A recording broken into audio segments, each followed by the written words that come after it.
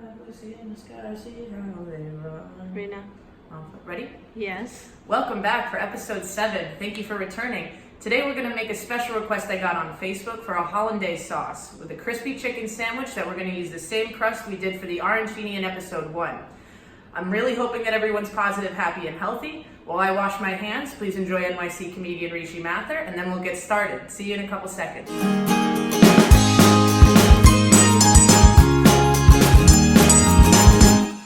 What's up, everybody? So gaining weight is no joke.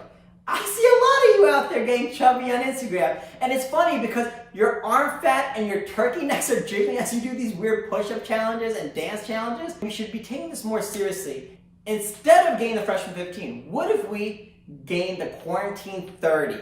And instead of doing 25 sit-up challenge, what if we did a hot dog eating contest? Whoever eats the 8 wieners the fastest wins. I'll be doing mine Saturday. I hope you'll join me.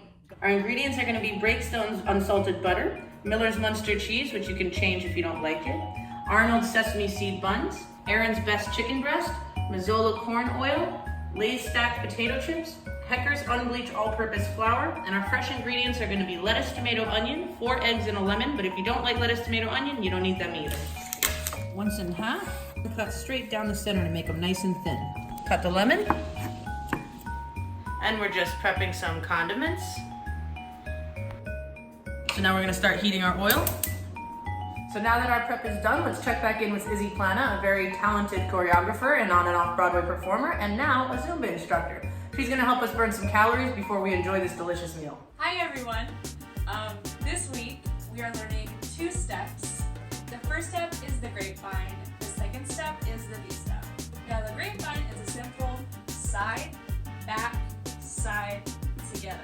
Side, back, side, together. As you go faster, it'll look like this. Side, back, side, together. The second step is the V-step, which I love. Front, front, back, back.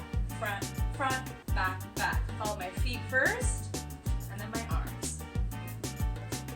Stay safe, and see you next time.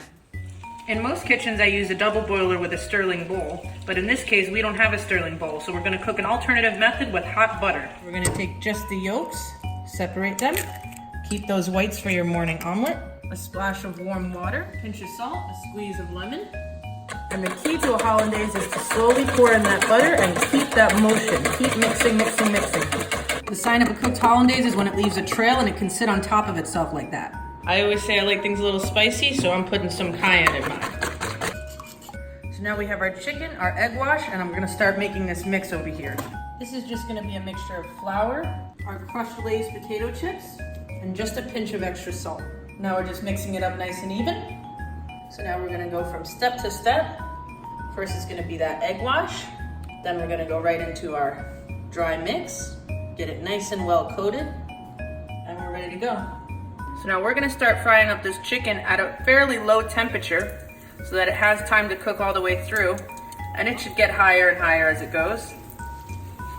Now we personally have some wonderful sweet cream Irish butter here that I'm gonna use for the buns. That butter and that fried chicken, the smell in here is just incredible. And the toast on these are lovely, and it's gonna be really good with that sweet cream. And our chicken is pretty much fried up here. You can see that dark color. And it's a nice bright orange from those potato chips. Definitely smells the chicken. I personally like sauce on both sides of the bun.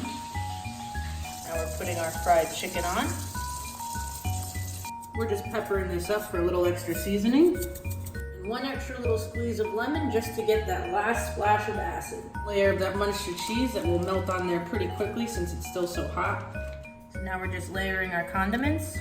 Couple onions, tomato, lettuce, the norm. Now, we're ready to go.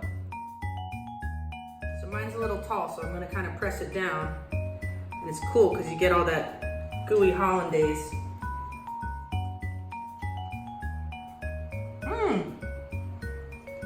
Messy, but delicious.